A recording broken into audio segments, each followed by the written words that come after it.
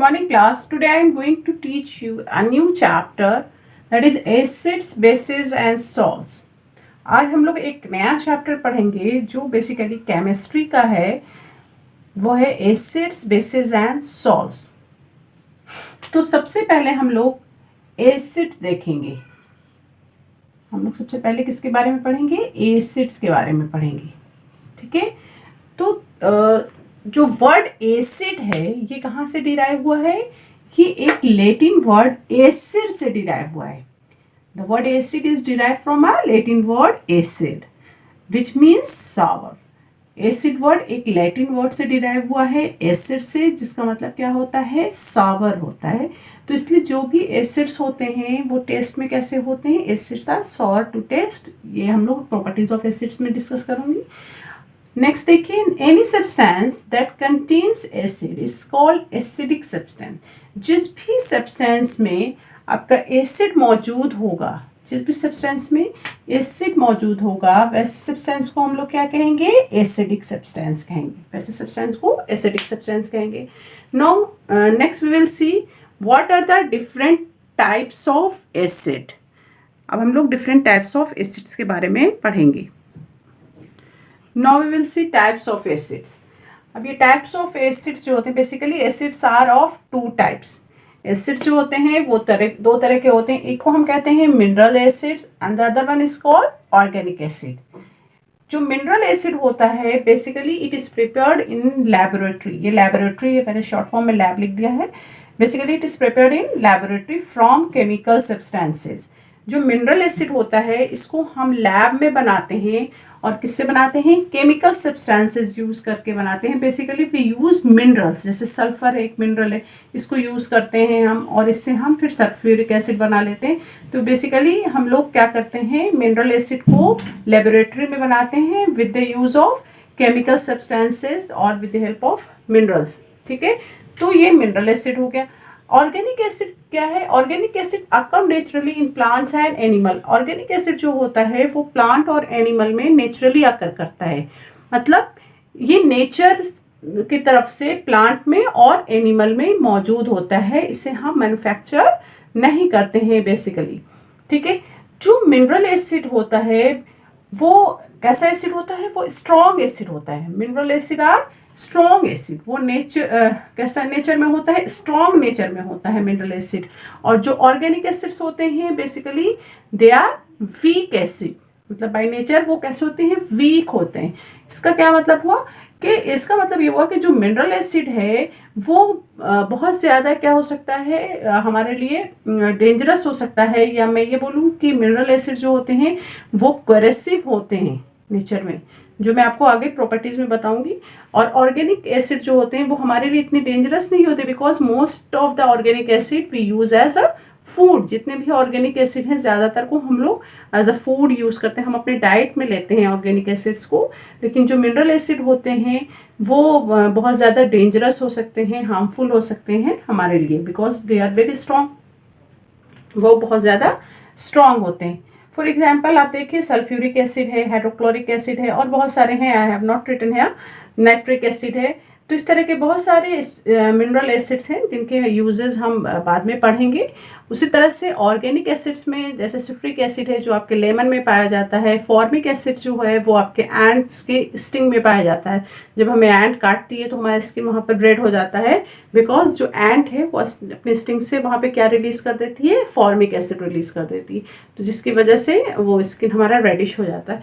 तो एंट के स्टिंग में फॉर्मिक एसिड पाई जाती है, लेमन में सिट्रिक एसिड है। इसी तरह से और भी बहुत सारा फ्रूट्स और वेजिटेबल्स हैं जिनमें डिफरेंट टाइप्स की एसिड पाए जाते हैं, जैसे टार्टरिक एसिड है, आपका मिल्क में लैक्टिक एसिड है। ठीक है, तो ये बहुत सारा हम लोग देखेंगे लेटर ऑन। सिमिलरली जैसे आप स्पिनच है उसमें ऑक्जेलिक एसिड होता है। तो बहुत सारे फ्रूट्स में और वेजिटेबल्स में ऑर्गेनिक एसिड्स पाए जाते हैं जिनको हम लोग एज अ फूड यूज़ करते हैं। राइट, तो ये आपके टाइप्स ऑफ एसिड्स हो गए। Now we will see properties of acids. अब हम लोग एसिड्स की प्रॉपर्टीज देखेंगे कि what are the properties of an acid. So the first properties of acid is that acids are sour to taste.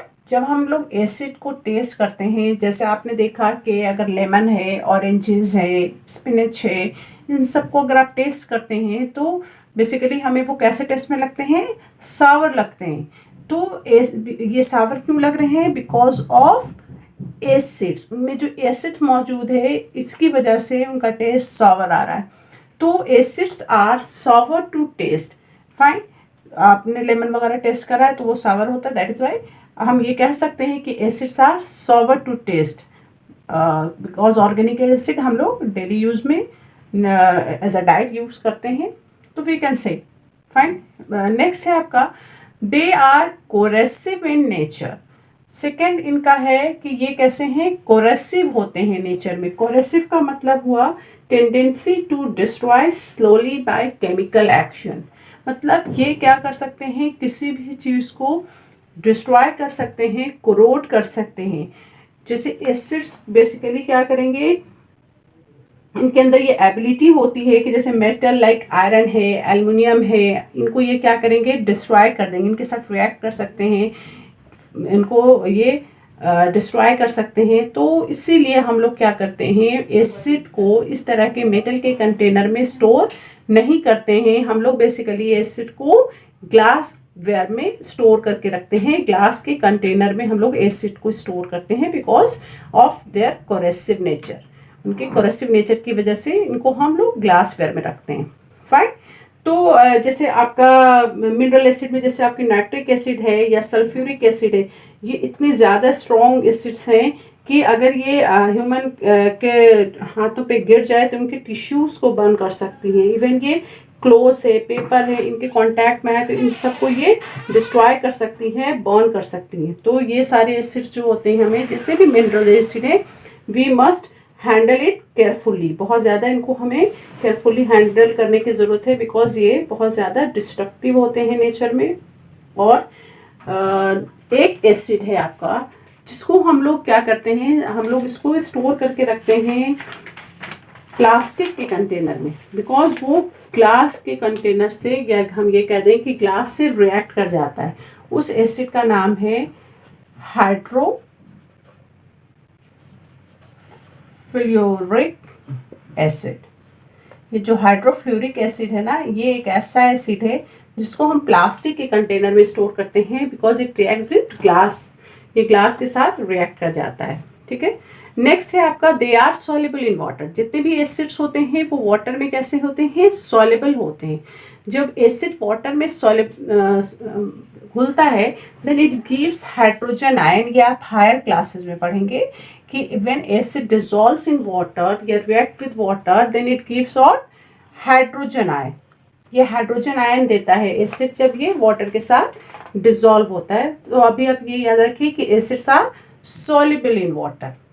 Fine, next है आपका कि acid turns blue litmus to red. Acid जो है वो blue litmus को किस में बदल देता है, रेड में बदल देता है, ठीक है। जो लिटमस है ये हम लोग एज इंडिकेटर यूज करते हैं, ये हम फाइंड आउट करने के लिए, पता करने के लिए कि whether the given substance is acid और बेस। तो इसके लिए हम लोग लिटमस यूज करते हैं, that I will teach you in indicator. तो इतना याद रखिए कि एसिड जो है वो ब्लू लिटमस को रेड लिटमस में चेंज कर देता है। तो आप इसके लिए ये भी याद रख सकते हैं ABR, ये याद कर लीजिए, इस तरह से कोडिंग कर लीजिए। A फॉर एसिड, ठीक है, A फॉर एसिड, B आपका आ गया base, sorry B for blue and R for red. Acid turns blue litmus red, ऐसा आपको याद रहेगा क्योंकि जब आप बेस पढ़ेंगे तो वहाँ पे बच्चों को कंफ्यूजन होती है। तो you learn it like that कि ABR means acid turns blue litmus to red. तो एसिड ब्लू लिटमस को रेड में कन्वर्ट कर देता है। ये एसिड की प्रॉपर्टीज हो गई। Next class we will see dilution of acids. Till then, take care. Thank you.